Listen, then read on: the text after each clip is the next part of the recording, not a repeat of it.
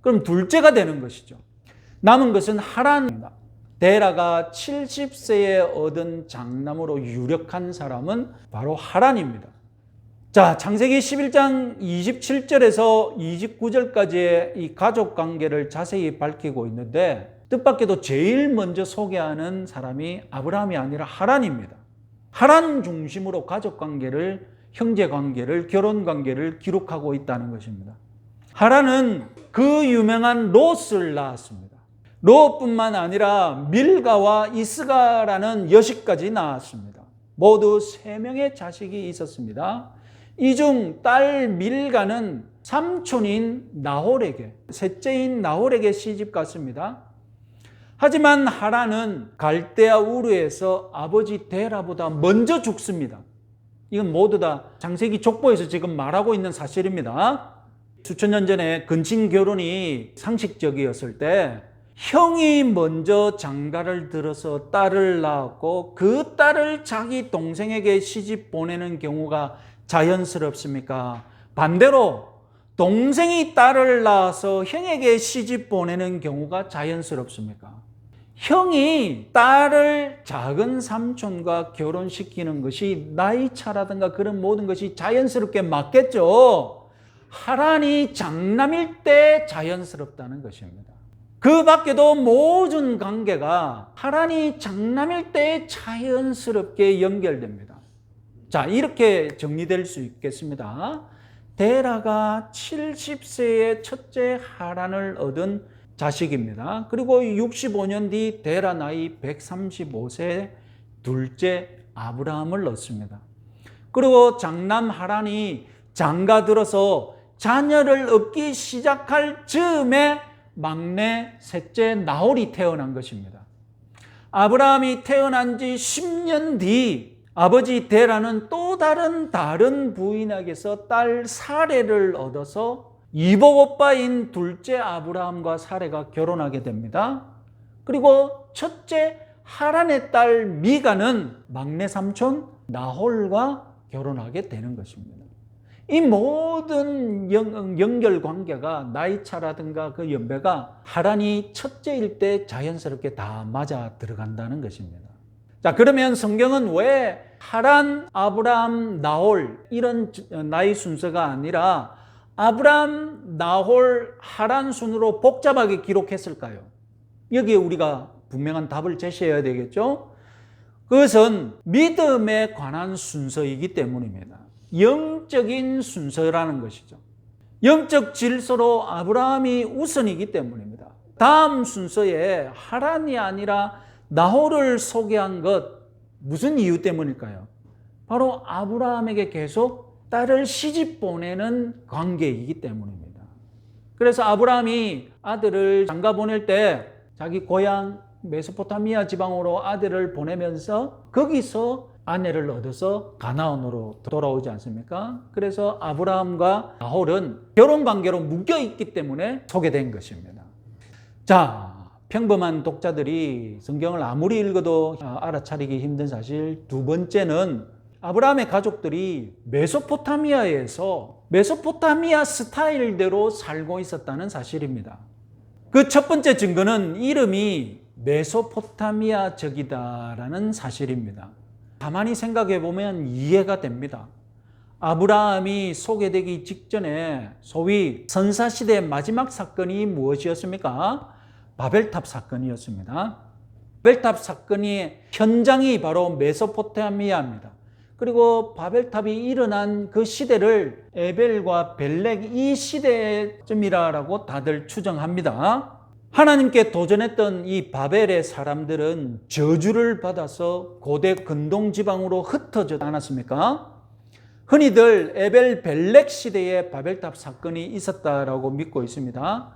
그래서 아브라함의 조상들은 바벨탑이 있은 사건 이후로 흩어졌는데 어디 멀리 가지 않고 메소포타미아 지방 그 근처에 다 살고 있었던 겁니다. 왜 멀리 가지 않고 메소포타미아 지방에 살았을까요? 이유는 굉장히 실용적입니다. 메소포타미아 지방이 가장 살기 좋은 땅이니까. 그 지역을 가리켜서 비옥한 초승달 지역이라고 부르거든요. 다 산지고 그다음에 사막지고 광야인데 비옥한 땅, 농사 지을 수 있는 땅 모양이 어떻게 됐냐면 강을 따라서 이렇게 초승달처럼 생겼어요. 그래서 메소포타미아 지방을 가리켜서 비옥한 초승달 지역이다라고 합니다. 다른 데 가면 살기 힘들고 거기에 정착하면 살기가 좋은 거예요. 그래서 아브라함의 조상들은 메소포타미아 지방에 살고 있었습니다.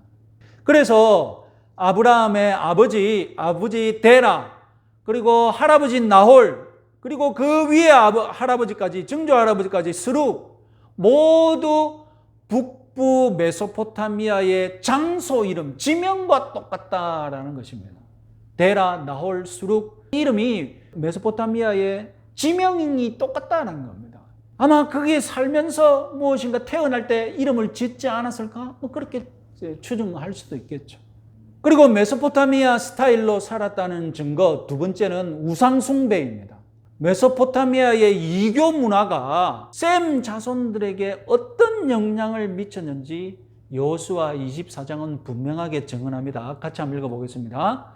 여호수아가 모든 백성에게 이르되 이스라엘의 하나님 여호와의 말씀에 옛적에 너희 조상들 곧 아브라함의 아비 나홀의 아비 데라가 강 저편에 거하여 다른 신들을 섬겼으나 내가 너희 조상 아브라함을 강 저편에서 이끌어내어 가나안으로 인도하여 온 땅을 두루 행하게 하고 그 씨를 번성케 하려고 그에게 이삭을 주었고. 자, 성경은 분명하게 성경 자체에서 말합니다.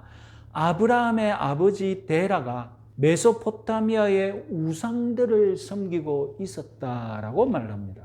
어떤 우상을 섬겼을까요? 역시 이름에서 알 수 있습니다. 아버지 데라 이 이름은 한때 가나안의 신 이름이라고 주장되었지만 현재 증거가 없다고 합니다. 그러나 데라라는 이름이 달을 의미하는 단어에서 왔다는 제안은 아직 유효합니다.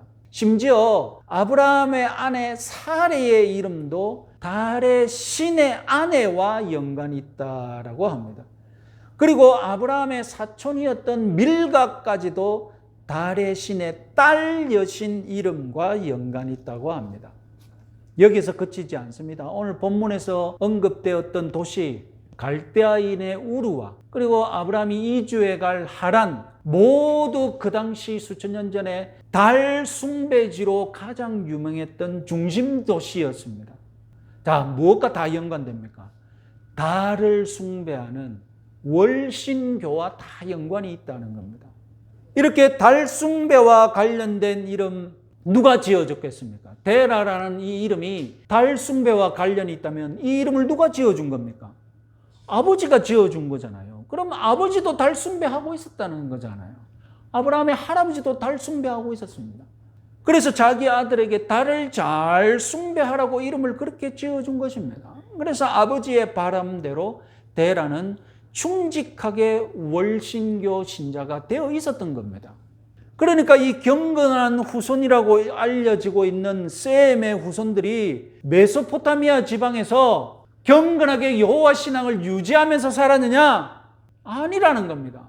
이들도 오염되어서 월신교라는 우상 숭배에 빠져 있었다는 것입니다.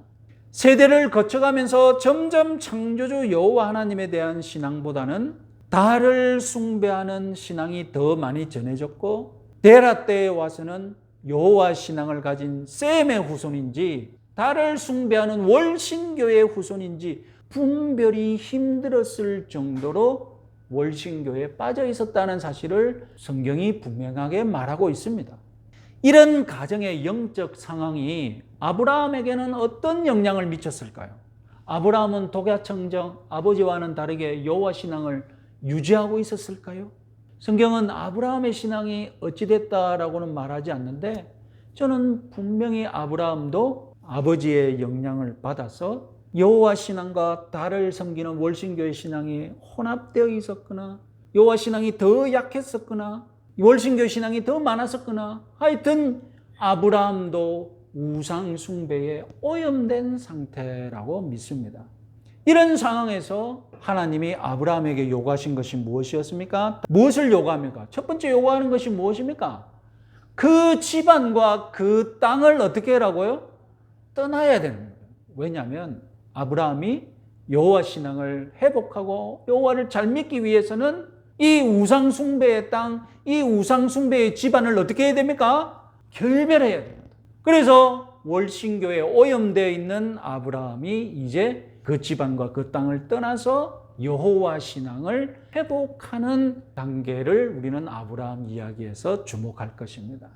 자, 창세기 3장 15절에 말씀하신 여인의 후손, 경건한 자손들의 신앙을 통해 이루어갈 구원의 역사가 지금 데라 때 와서는 어떤 상태입니까?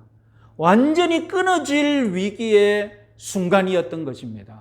여호와 신앙이 아니라 월신교 신앙에 의해 경건한 자손의 영적인 전통이 끊어질 위기였던 것입니다. 이때 하나님이 주권적으로 개입하셔서 한 사람 아브라함을 선택해서 그 타락한 집안에서 다시 한번 꺼내내서 새 역사를 시작하는 것입니다. 그래서 아브라함은 오늘 저와 여러분들이 구원받는 배경과 똑같습니다. 오염된 집안, 오염된 신앙, 우상 숭배의 그 환경에서 하나님이 선택하셔서 불러내는 이 점에서는 오늘날 21세기를 사는 저와 여러분들이나 아브라함이나 똑같은 겁니다.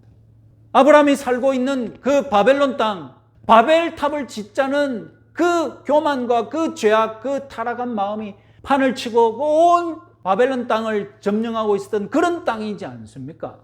그런 땅에서 아브라함은 하나님께 부름받아서 최초로 여호와를 제대로 믿는 그런 사람이 되는 것입니다. 셈족과 지금 데라 집안의 영적 위기를 보면서 우리는 인간 본 모습에 대해서 다시 한번 깨닫게 됩니다. 사람은 가만히 내버려두면 하나님을 멀리하게 되어 있습니다. 가만히 내버려두는데 좋아서 하나님 찾는 사람이 있을까요? 이 세상 그 누구도 하나님이 간섭하시지 않으시면, 하나님이 잡아서 끌어주시지 않으시면 하나님 곁으로 가는 사람 없다니까요. 하나님이 직접 오셔서 챙겨줘야 돼요. 하나님이 직접 오셔서 잡아줘야 돼요. 하나님이 직접 오셔서 끌고 가야 하나님께로 가는 것이 우리 타락한 인생의 본성이라니까요. 그래야 겨우겨우 하나님 손에 이끌려서 하나님 곁으로 다가가기 시작하는 것이 우리 타락한 인생의 본 모습입니다. 경건한 셈의 후손이라고 가만히 내버려두면 태어나자마자 할렐루야 아멘하고 태어난답니까? 아닙니다. 그런 일 없습니다. 경건한 셈의 가문이라도 월신교가 유행하는 메소포타미아 땅에 살게 되면 여호와 신앙 버리고 월신교 섬기는 거예요. 타락한 이후로 모든 인간은 하나님의 섭리와 도움, 하나님의 주권적인 개입 없이 신앙생활 불가능하다는 것을 믿으시기 바랍니다. 아브라함도 예외가 아닙니다. 아브라함이 신앙의 열정이 대단해서 무슨 하나님을 먼저 찾은 게 아닙니다. 아브라함이라고 우리는 대단한 믿음의 여정이라고 해서 놀랍게 자기가 결단해서 나는 이런 집안에서 못 살아 하고 막 뛰쳐나간 것 같습니까? 아닙니다.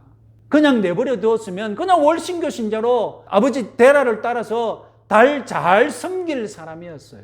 그렇게 우상 숭배하다가 심판받을 인생이었던 것입니다. 그런데 하나님이 먼저 찾아오셔서 그를 끌어내신 것입니다. 이것이 교리로 말하자면, 교리적인 용어로 어렵게 말하자면 무엇입니까? 전적 타락. 그리고 이 전적 타락한 인생들을 어떻게 하신다고요? 하나님이 선택하신 전적 타락과 하나님의 선택을 지금 말씀해 드린 것입니다. 신앙의 시작, 신앙의 주도권은 인간에게 있는 것이 아니라 하나님에게 있음을 믿으시기 바랍니다.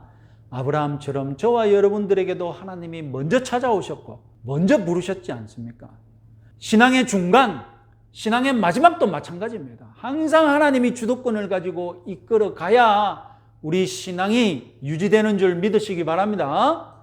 하나님이 우리를 붙잡아 주셔서 은혜로 우리를 채워주시지 아니하면 어떤 신자라도 제대로 신앙생활을 할 수가 없습니다. 그런 연약한 신자이기 때문에 하나님의 은혜가 없으면 불신자보다 더 못한 사람으로 떨어질 수 있는 거예요.